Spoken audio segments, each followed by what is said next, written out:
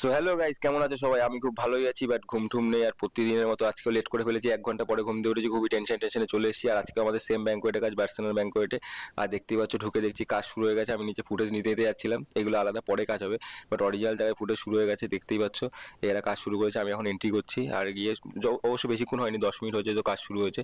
But আজকে কাজ চলতেই থাকবে কন্টিনিউ, দেখতেই পাচ্ছ সবাই রেডি। আর খাওয়া দাওয়া আমাদের শুরু হয়ে গেছে প্রতিদিনের মতন, এটাই চলে। চলো ব্রেকফাস্ট কমপ্লিট করে নিই আমরা এখন।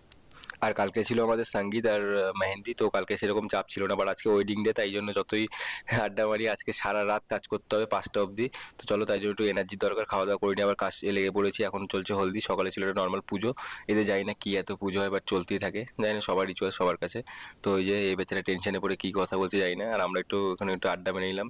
এরা তো এই দিয়ে ফটো তুলে নিতে, আমরা নিজেরা করলাম। সোনা একটু পছন্দ করে এগুলো, তাই সোনা একটু বেশি পোজ মারলো। তো চলো, আবার একটা কিছু পুজো শুরু হয়ে গেছে, মানে তোমরা দেখতে থাকো, কাজ চলতেই থাকবে আর আমাদের খাওয়াটাও চলতেই থাকবে।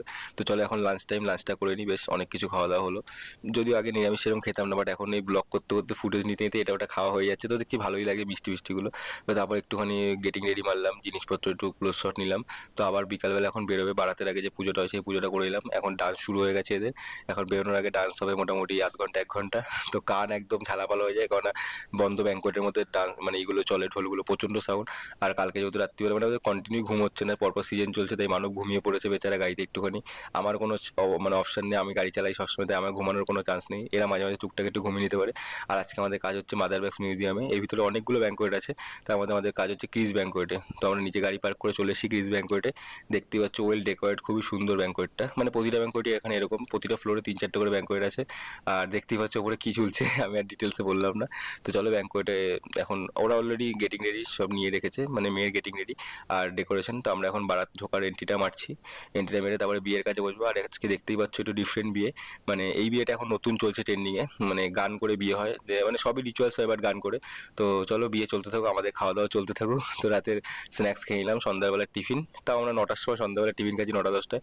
আমাদের খাওয়া হবে রাত হয়তো 1টা 2টোর পরে। তো চলো এর মাঝে মাঝে গ্যাপে গ্যাপে কিছু খেয়ে নেয় সুযোগ পেলেই। আর সত্যি বলতে ও খেতে যায়নি, ওকে আমি খেতে পাঠিয়েছিলাম যে আগে কিছু ফুটেজ নিয়ে আয়, নাহলে রাত্রিবেলা যদি না থাকে, অত রাতে হয়তো সব কিছু আইটেম থাকে না আমরা যেই টাইমে খাই। তো তাই জন্য সোনাইকে বলেছিলাম তুই কিছু ফুটেজ নিয়ে নে দেখানোর জন্য। আর এখন বাজে রাত্রি 4টে, আর আমাদের এনার্জিটা দেখতে পাচ্ছ জাস্ট।